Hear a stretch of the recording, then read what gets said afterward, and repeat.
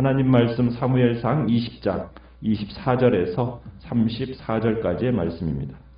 사무엘상 20장 24절에서 34절입니다.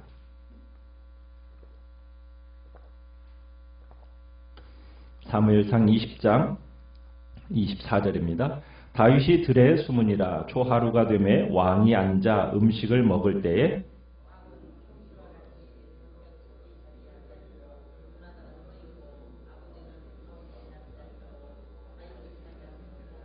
그러나 그날에는 사울이 아무 말도 하지 아니하였으니 이는 생각하기를 그에게 무슨 사고가 있어서 부정한가 보다 정령이 부정한가 보다 하였음이더니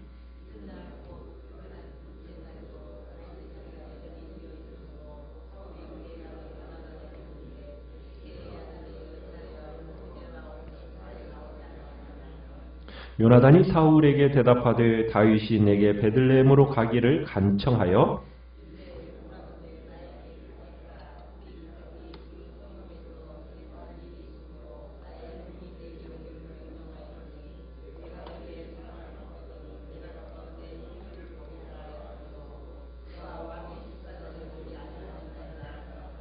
사울이 요나단에게 화를 내며 그에게 이르되 폐역무도한 계집의 소생아, 내가 이새의 아들을 택한 것이 내 수치와 내 어미의 벌거벗은 수치됨을 내가 어찌 알지 못하랴.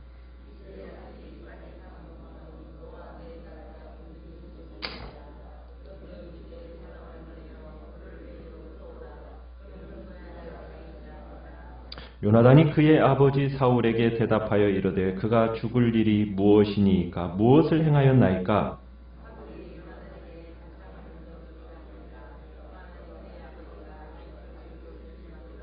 같이 읽습니다. 심히 노하여 식탁에서 떠나고 그 달의 둘째 날에는 먹지 아니하였으니 이는 그의 아버지가 다윗을 욕되게 하였으므로 다윗을 위하여 슬퍼함이었더라. 아멘. 오늘 말씀의 제목은 분노의 피해자라는 제목으로 말씀을 나눕니다. 요나단과 다윗이 다시 한번 언약을 맺고 그 언약을 확인하는 절차를 지난 시간에 가집니다. 그리고는 사울의 본심이 어떠한가를 최종적으로 확인하기 위해서 이제 요나단과 다윗이 일을 꾸미게 되는데요. 이 당시에는 이스라엘뿐만 아니라 고대 근동 여러 근동 사회가 초하루로 절기를 지켰습니다. 초하루 절기를 하루 혹은 이틀에 걸쳐서 지켰는데 세 달의 시작을 알리는 초승달이 그 달 마지막 날에 보이기 시작하면 이틀을 지켰고요. 다음 달 첫날에 보이기 시작하면 하루를 절기로 지켰습니다. 오늘 본문의 이야기는 보면 이틀을 지키는 초하루 절기를 지금 전제로 해서 이야기가 진행되고 있습니다. 이제 다윗과 요나단이 다윗에 대한 사울의 태도가 어떠한지를 알기 위해서 지금 어떤 일을 벌이고 있는데 어떻게 일을 벌이게 되냐면은 먼저는 24절에 보면 요나단이 다윗에게 먼저는 어떻게 하라고 합니까? 들에 숨어 있으라고 합니다. 그러니까 초하루가 되면은 왕이 신하들과 함께 식탁에 앉아서 음식을 같이 먹는 그런 예가 있었어요. 그러니까 이제 요나단은 시위대장처럼 사울 왕이 식사하는 동안에 서 있고 그 사울 곁에 그 다음에 또 누가 앉아 있습니까? 아브넬이 앉아 있죠. 그리고는 그 맞은편 사울을 중심으로 해서 아브넬의 맞은편에는 누가 원래 앉아 있어야 돼요? 다윗이 앉아 있어야 돼요. 그런데 그 다윗이 보이지 않았습니다. 그러니까는 지금 다윗이 군대 장관 아브넬의 맞은편에 앉았다는 얘기는 그 군대 장관 아브넬과 거의 동격인 위치에 올랐다라는 것을 우리가 확인할 수 있습니다. 자, 사울은 다윗의 자리가 비어 있다라는 것을 주목했어요. 그런데 그날에는 사울이 다윗이 없는 것에 대해서 아무 말도 하지 않았습니다. 왜 그랬느냐면 26절에 보듯이 그에게 무슨 사고가 있나 보다. 그래서 부정한가 보구나. 정령 부정한가 보다. 이렇게 이제 생각만 한 겁니다. 자, 초하루 행사 첫날 다윗이 빠진 것을 보고 이제 부정해서 그런가 보다라고 이렇게 넘어가는 사울이 다음 날, 이튿날 곧 그날에도 다윗이 보이지 않으니까 이제 다윗의 행방에 대해서 물었어요. 이새의 아들이 어찌해서 어제와 오늘 식사에 지금 나오지 않느냐 하고 이제 요나단에게 묻습니다.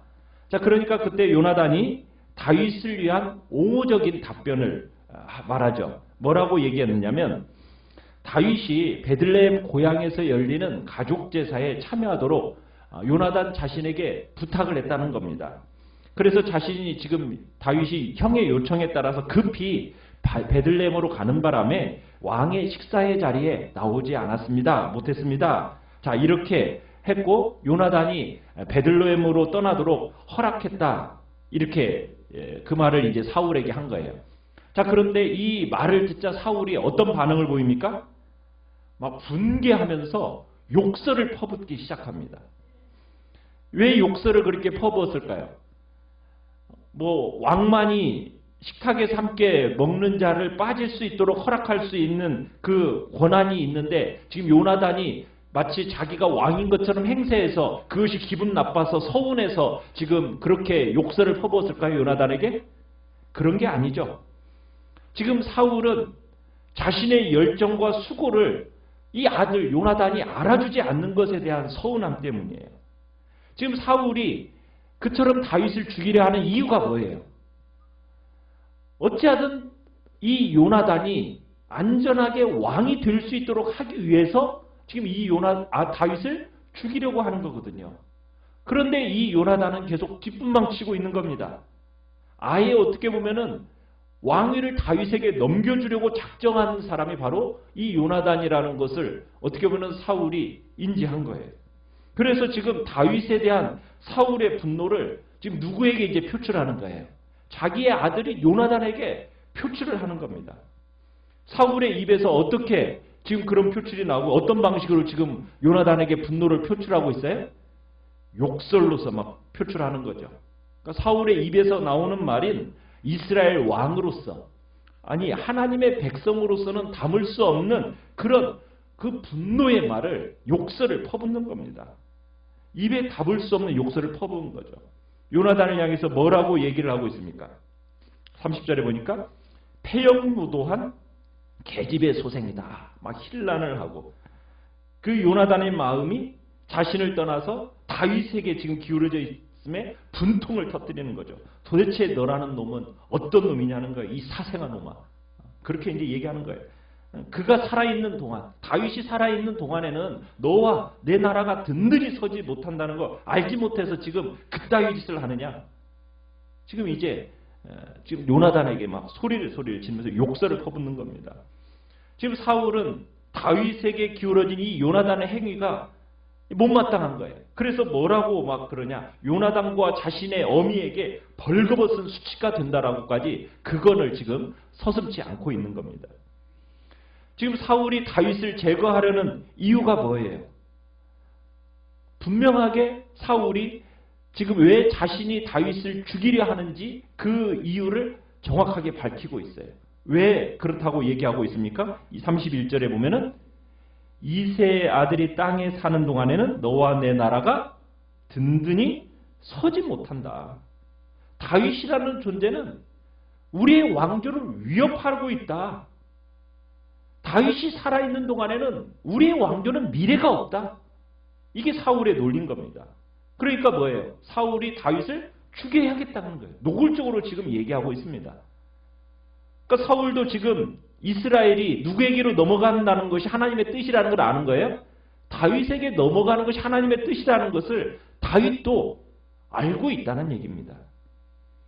그러니까 사울은 사무엘로부터 일찍이 왕권을 박탈당했고 다른 사람에게 그 지위가 넘겨질 것이라는 얘기를 사무엘을 통해서 하나님의 음성을 들은 바가 있거든요. 그리고 사울은 이 신정 왕국이 결국 누구에게로 넘어갈 거라는 걸 알고 있는 거예요?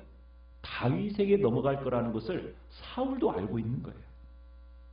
이 차기 왕이 요나단이 아니라 다윗이라는 것을 사울도 알고 있었다는 겁니다. 그래서 사울은 더더욱더 지금 다윗을 죽이고자 하고 있는 겁니다. 그러면은 사울도 하나님의 뜻이 뭔지를 알고 있는 거죠. 그런데 이 하나님의 뜻을 사울은 어떻게 하는 거예요? 역행하면서 어찌했든 지금 자기의 왕조를 지키기 위해서 이스라엘이 다윗에게 넘어가지 않도록 최선을 다해서 지금 노력하고 있는 거예요.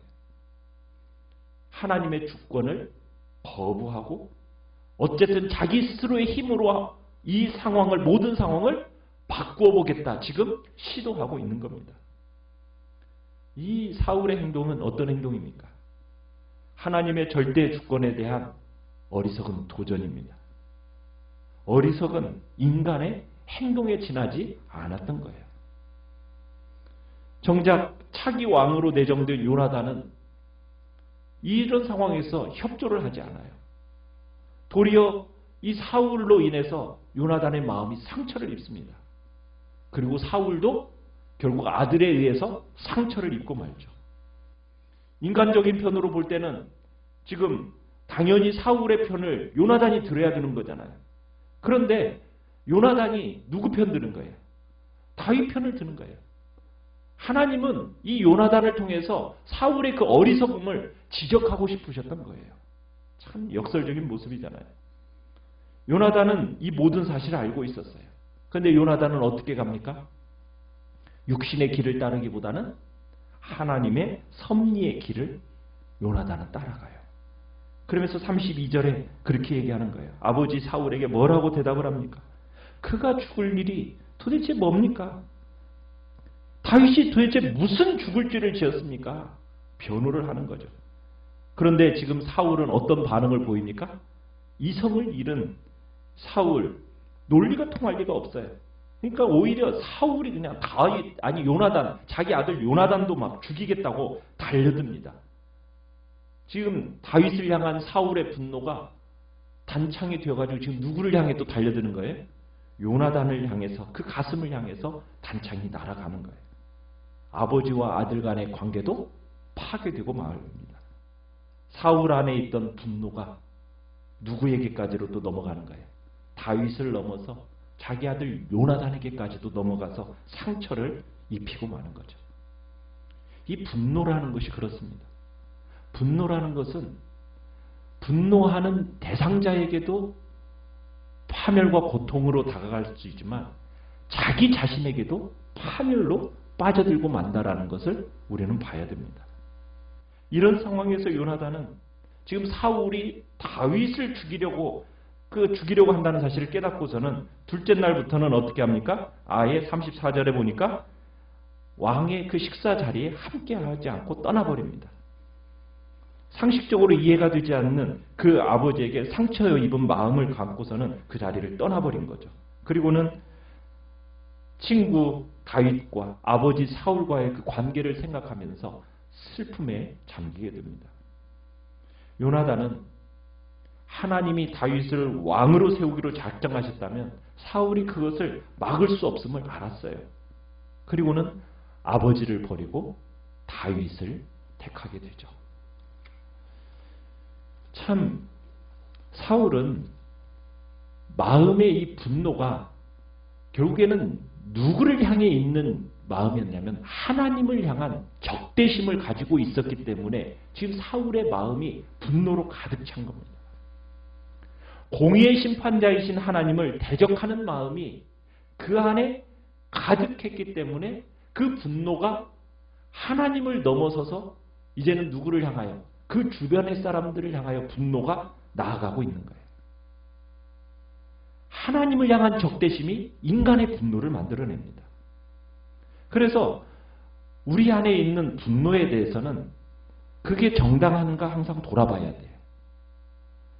우리의 마음에 분노가 사라지고 평안을 유지하기 위해서 우리가 인정해야 될 게 있습니다. 그건 뭐냐면 하나님의 주권을 인정하는 겁니다. 하나님의 주권.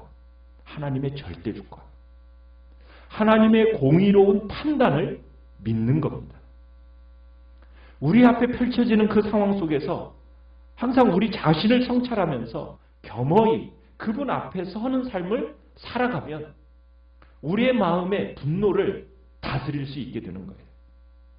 하나님의 절대 주권을 인정하면서 우리가 육신의 길을 따르기보다는 하나님의 그 섭리의 길을 따르기로 결단을 하면 우리의 심령이 어떻게 되어집니까?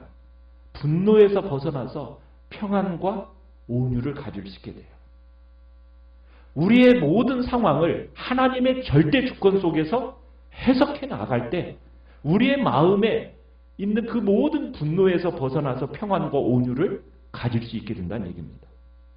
그렇다면 우리의 마음에 분노가 가득할 때는 무엇을 인정하지 않을 때 분노가 가득하게 된다는 얘기예요? 하나님의 절대 주권과 그분의 섭리를 인정하지 않을 때 그 분노가 해결되지 않아요. 우리가 하나님을 인정함으로써 그분의 절대 주권과 섭리를 인정함으로써 우리가 분노의 피해자가 되지 않도록 정말 모든 일을 옳게 판단하시는 그 하나님의 주권을 인정함으로 우리 안에 있는 분노를 다스려 가기를 바랍니다. 그래서 그 심령이 주님이 주시는 평안과 위로와 온유함이 우리 안에 나타나서 우리의 심령이 주님이 주시는 참된 하늘의 평강으로 흘러넘치는 복된 역사가 있기를 간절히 축원합니다. 오늘 말씀을 생각하면서 기도하시고요.